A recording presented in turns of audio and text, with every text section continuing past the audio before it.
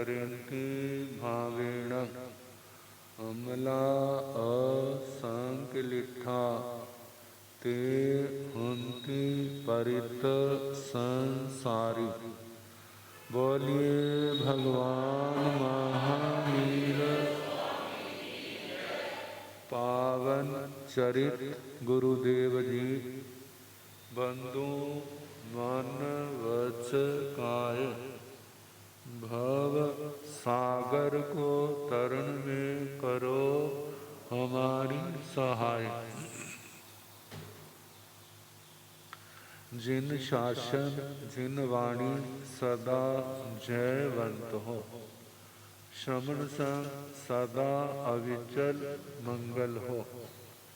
मुक्ति को प्राप्त श्रमण भगवान महावीर स्वामी, उनकी परम पावन कल्याणी भागवती वाणी वाचक प्रमुख श्री इंद्रभूति गौतम आदि गणधर भगवान जुग प्रधानाचार्य परम पूज्य श्री सुधर्मा स्वामी जी महाराज, उनकी परम पावन पाठ परंपरा वर्तमान आचार्य ध्यान योगी परम पूज्य श्री शिव मुनि जी महाराज एवं गुरुजन सबके पावन चरण सरोजों में मेरा अनंत अनंत बार वंदना नमस्कार।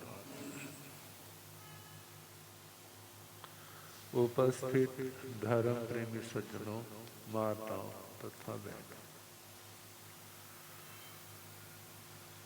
संबर तत्वों में चारित्र 5 और उसमें सामायिक चरित्र। सामायिक के 3 अंगों में तीसरा सामायिक चरित्र सरविरति और देश विरति। 5 महाव्रत 5 अनुव्रत तीसरे के संबंध में सुनाया जाए। अस्थिय महाव्रत अनुव्रत। कोई सोच सकता हम कौन सा चोरी करते हैं? तो चोरी तो बड़ी अच्छी बातें नहीं करते। जब घर झाड़ू लगा दिया है ना, तो सोचते सारा कूड़ा क्या कर दिया, निकाल दिया।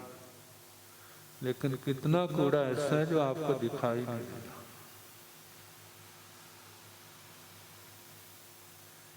एक कूड़ा जो झाड़ू का विषय नहीं बना वो बन गया,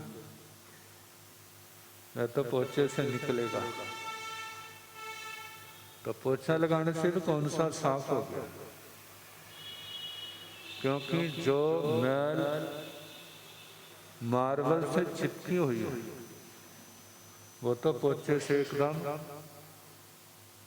जब वो नरम पड़ेगी फिर उसके बाद उखाड़ेंगे तो उखड़ेगी, अन्यथा नहीं। ऐसे हमारी आत्मा के अंदर मानो 18 पापों का त्याग कर भी दिया, लेकिन जो अंदर कर्म जमे हुए वो तो अब काम करेंगे जब उनका टाइम आएगा। जब काम करेंगे तो क्या करेंगे? जैसे इन्फेक्शन काम करती है शरीर के अंदर आ करके, जिसका जिस बीमारी से संबंध होगा वो बीमारी पैदा कर देगी। ऐसे ही वे कर्म जब उदय में आएंगे, उनका जो काम होगा वो अपना काम करेगा। जे कर्म निष्प्राण हो जाए, शक्तिहीन हो जाए, इसके लिए भावना भानी होगी। भावना क्या है? हे परमात्मा, जिनका भी मैंने हिंसा, झूठ, चोरी, कुशील, परिग्रह के इनका आचरण किया, भावना भाई मैं उसका प्रतिक्रमण करता हूं। प्रतिक्रमण का मतलब अब नहीं करूंगा, जो मैंने किया है उसकी मैं क्षमा याचना करता हूं, उसकी मैं क्षमा याचना करता हूं। तो हाथ जोड़ने से, क्षमा याचना करने से कर्म हल्का तो हो सकता है, लेकिन टूटेगा कैसे? बड़ा हल्का कर्म वो टूटता है, बड़ा कर्म नहीं टूटता। उसके लिए मैं तपस्या करूं, साधना करूं, नियम व्रतों को जो धारण किया है उनको पालन करने में कोई भी परिसर उपसर्ग आए मैं उसको समता से सहन करूं।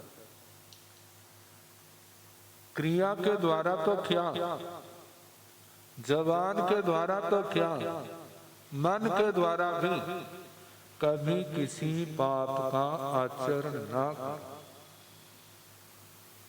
प्रार्थना के अंदर ये भावना आनी चाहिए। मेरे को जो शरीर की शक्ति मिली है, वाणी की शक्ति मिली है, मन की शक्ति मिली है, इसको संवर निर्जरा के लिए जहाँ दूसरे के सहयोग के लिए, दूसरे का सहयोग एक लौकिक होता है, एक लोकोत्तर होता है। लौकिक तो किसी भी रूप में सहायता के रूप में आ जाता है, लोकोत्तर दूसरे के धर्म क्रियाओं में सहायक बनना, धर्म क्रियाओं में सहायक बनना। जो जीव धर्म से इधर उधर भटक रहे हैं, ऐसा प्रयास करना वो भटके ना, उनकी श्रद्धा निर्मल हो, उनका ज्ञान निर्मल हो, उनका चारित्र निर्मल हो। आखिर इस नावा से आत्मा संसार सागर को पार करे। चोरी के क्या दुष्परिणाम है? बहुत कथाएं सुनते हैं, पढ़ते हैं, किसी न किसी के रत्न चुरा लिए। जब रत्न चुराए उस समय तो ज्ञान नहीं था, जब परिणाम आया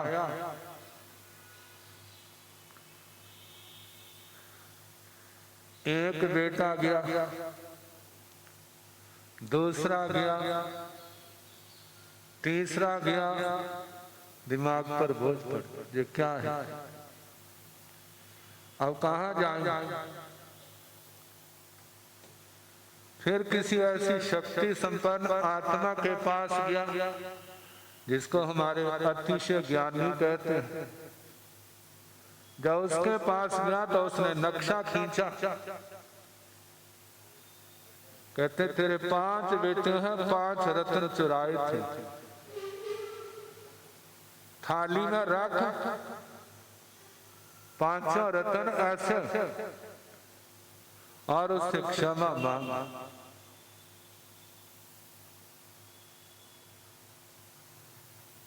जिसने लिए थे, एक उठाया, 2 उठाए, 3 को छोड़ दिया। क्यों छोड़ा? मैंने इनकी कीमत वसूल ली, इनकी कीमत ले ली है। वो कौन सी कीमत? जो 3 बेटे ले लिए, वह जो मेरा हक था रह गया था वो ले लिया, अब मैं कुछ नहीं करूंगा। ऐसा क्यों हुआ? ये तो लौकिक कथा है, आपके इतिहास की। देवकी रानी का आता है, एक रतन वापिस किया, 6 रतन वापिस नहीं किए। 6 बेटे कहाँ चले? जिसके लिए थे उसके पास पहुंच गए। और देवानंदा, महारानी त्रिशला, जहां भी तो कथा आती है ना, कौन सी? हार की कथा। हार उठाया था, बोलो उस हार की कितनी कीमत होगी? कहेंगे हमारे देखेंगे तो बताएंगे, जब दिखता नहीं है तो कैसे बताएंगे? लेकिन ये संपत्ति, कहते हैं गृहस्थों की दूसरी जान होती है। एक जान तो शरीर के अंदर है और एक जान लोकर के अंदर है। जे बाह्य प्राण जब चले जाते हैं, दिन में चैन नहीं, रात को नींद नहीं, आरक्य क्या दशा होती है आत्मा की? ज्ञान किसी को होता है, ना समझी साधारण। जिसको ज्ञान है वो अपने आप को समझा लेगा, लेकिन समझाना कौन सा आसान होता है? थोड़ा सा जाए तो समझ लेता है, सारा ही चला जाए तो फिर बिल्कुल आकाश से नीचे जमीन पर आ गया, फिर संभव नहीं। क्या हुआ? 83वां दिन वो जो तीनों लोगों की संपदा आई थी, क्या हो गई? जिसका उठाया था कुदरत ने उसको वहीं पर पहुंचा दिया, ले आपकी चीज आपको दी। ये सारे ऊंचे नीचे परिणाम आते हैं किसके कारण? अपना ही तो करो। अदत्ता दान जो दिया नहीं, उसको हमने होशियारी से कहे, चालाकी से कहे, धोखा दे करके ले लिया, तो पचेगा कैसे? जो पचता नहीं है तो उसकी क्या दशा होती है? द वोमिटिंग, वमन, द लूज मोशन। जब तक वो सफाई नहीं होगी चैन नहीं पड़ेगी। भगवान ने कैसे विवेक का उपदेश दिया, हे आत्मा दुख भोगने का अभ्यास करो, सुखों को भोगने के अभ्यास में कोई बहादुरी नहीं। जितने दुखों को भोगेंगे आपका बोझ हल्का होता जाएगा, और जितना सुख भोगेंगे उतना क्या होगा? पुण्य हल्का होता जाएगा। गुरु जी महाराज कहा करते थे, हर व्यक्ति के पास 2-2 चीजें, और वह बांटने से बढ़ती है और खाने से घटती।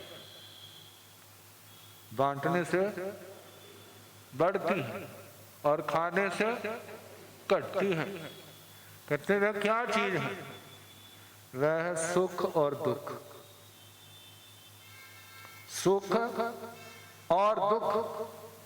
अपना दुख दूसरे को बांटेंगे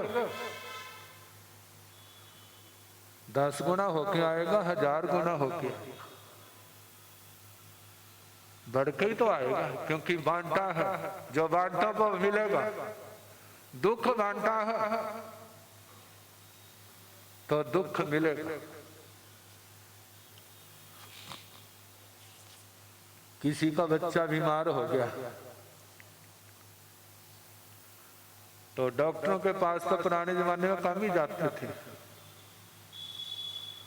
किसी के पास गए, कहते ऐसे कर, एक रोटी लेकर के ना बच्चे के सिर पर ऐसे मारना, तो कुत्ते को डाल देना। तेरे बच्चे का ग्रह किसके ऊपर चला जाएगा? कुत्ता तो किसी का बच्चा नहीं है, वो भी तो किसी का बच्चा है। इसके अलावा और क्या क्या होता है दुनिया में? सिर के ऊपर भारी मिठाई किसी और बच्चे को खिला दी।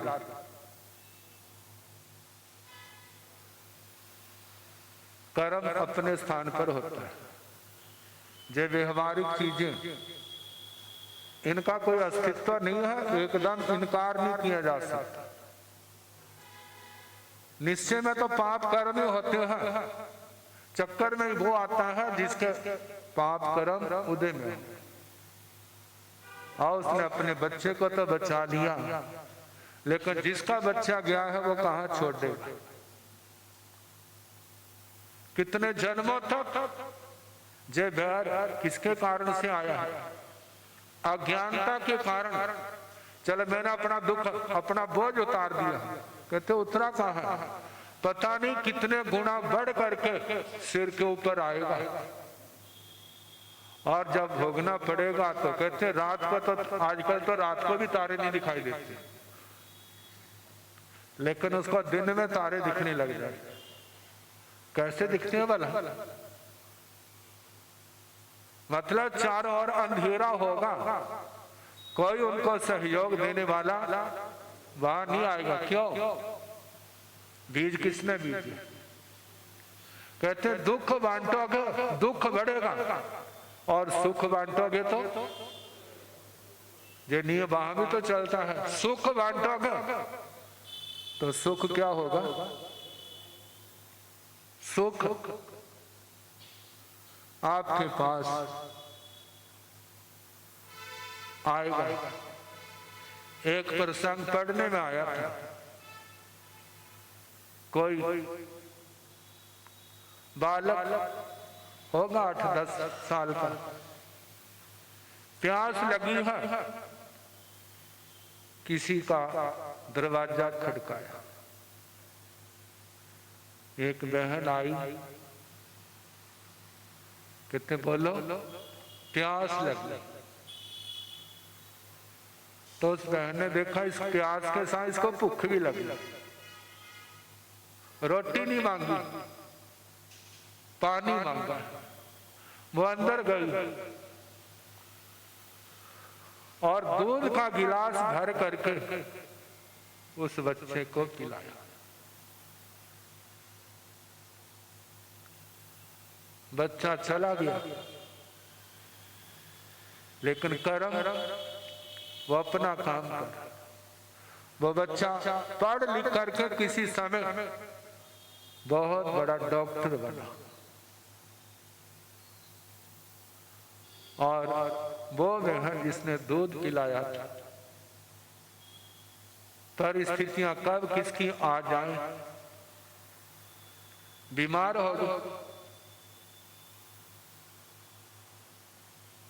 कुदरत का ऐसा संयोग, उसी डॉक्टर के पास पहुंच गई। उसने पहचान लिया बड़े मन से, कहते जे वही बहन है,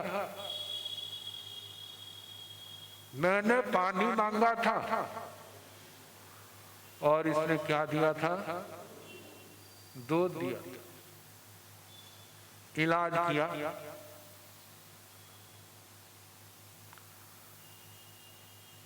बिल्कुल ठीक हो गई। जब बिल आया सारा लिख दिया और आखिर में काटा मार दिया।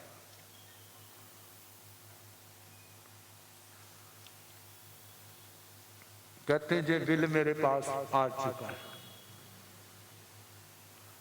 वो बिल कौन सा था? एक दूध से भरा हुआ वह गिलास